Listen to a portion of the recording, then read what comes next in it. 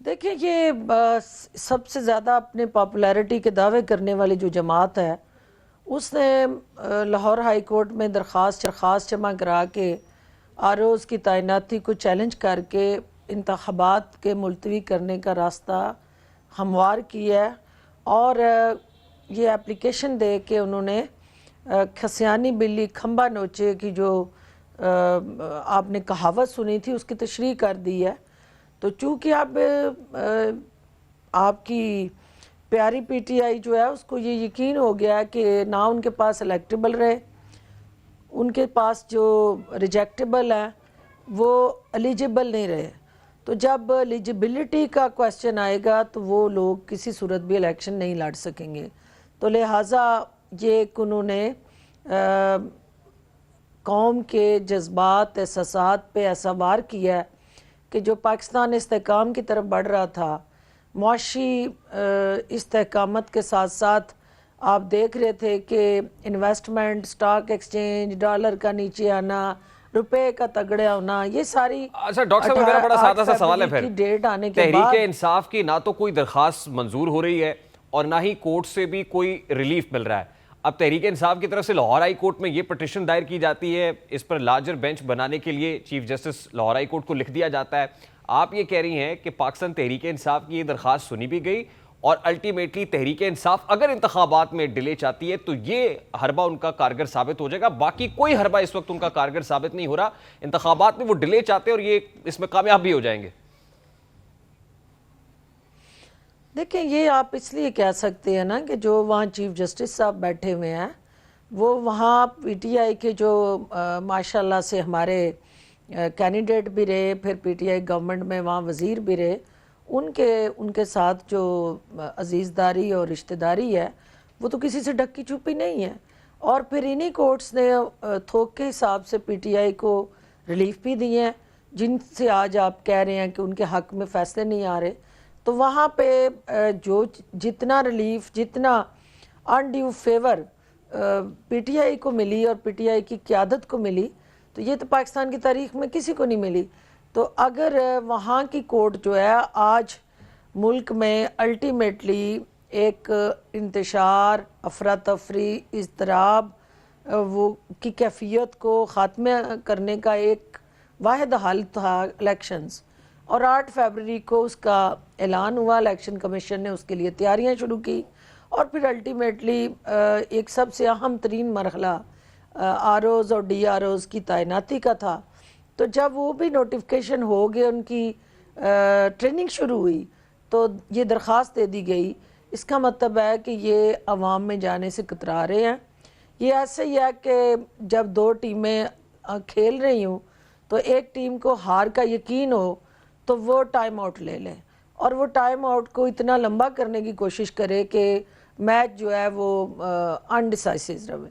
तो जब ये इस तरह की सोच के साथ इलेक्शन का ये इनेकाद जो चाह रहे हैं, तो मैं नहीं समझती कि ये पाकिस्तान के लिए कोई अच्छा शगुन है। पाकिस्तान को इलेक्टोरल प्रोसेस के अंदर आना होगा। जितनी जल्दी हम इलेक्शन जो है उनको ठीक, पहली बात तो आप ये कह रही है कि ये गुड कोर्ट और बैड कोर्ट का चक्कर है। लाहौर हाई कोर्ट से पाकिस्तान तहरीक इंसाफ को मुमकिन तौर पर रिलीफ मिलता है और एक बार फिर उनको इसी सूरत में रिलीफ मिलेगा कि इंतखाबात डिले हो जाएंगे। सबसे पहली बात तो आप ये कह रही। दूसरी इंपॉर्टेंट चीज जो मेरा पहला सवाल था कि क्या इंतखाबात मुलतवी होने जा रहे हैं। मैंने देखा, देखिए चौधरी परवेज इलाही साहब को पे जितनी मेहरबानियां हुई, जितनी नवाज़शात हुई, तो वो तो सारी आपके सामने ही है।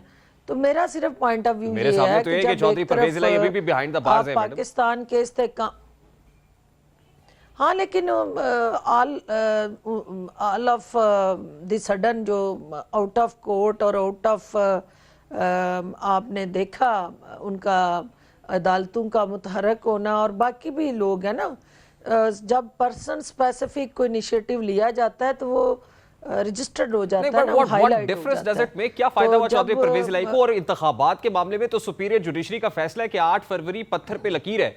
तो सुपीरियर जुडिशरी और चीफ जस्टिस ऑफ पाकिस्तान के इन इंपॉर्टेंट रिमार्क्स के बाद भी आपको लगता है कि पीटीआई अपने हदफ पे कामयाब हो जाएगी अगर वो चाहते हैं कि इंतखाबात ताखीर का शिकार हो? तो देखिए होना नहीं चाहिए, क्योंकि सुप्रीम कोर्ट के फैसले पे लोअर जुडिशरी को हावी नहीं होना चाहिए।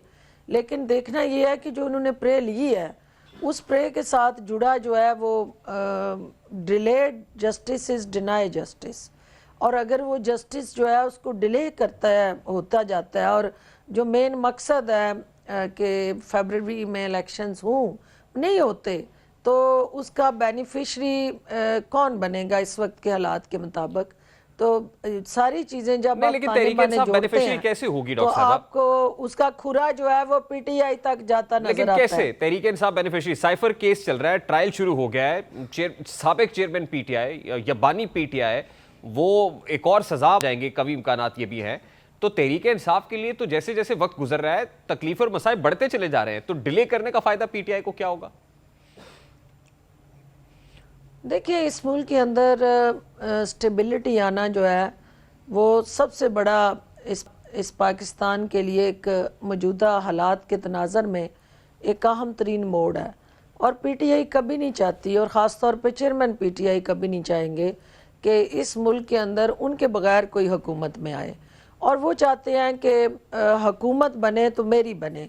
और जब तक हुकूमत नहीं बनती, क्योंकि एक मुस्तकिल हुकूमत, सस्टेनेबल हुकूमत जो है वो वोट की ताकत से ही बनेगी, तो वो चाहते हैं कि जब तक इलेक्शन के लिए मेरे लिए फ़ज़ा और माहौल साजगार नहीं होता तब तक इलेक्शन का इनेकाद सस्पेंडेड रहे, और इसी तरह की गुमगू कैफियत से कौम गुजरे, और गैर यकीनी सूरत हाल जो है वो पाकिस्तान को अदम इस्तेहकाम का शिकार करे, ताकि उनके लिए जो है वो स्पेस और एक उनकी जमात की जो सोच है, यानी डॉक्टर साहब आप ये वो समझती हैं exist कि करे मसाइल और का हल इंतखाबात नहीं पाकिस्तान है, के अवाम को यानी वो स्टेबिलिटी जो गुमराह किए है रखे। वो इलेक्शन से ही मशरूत है, ये तो आप एग्री करती हैं इस बात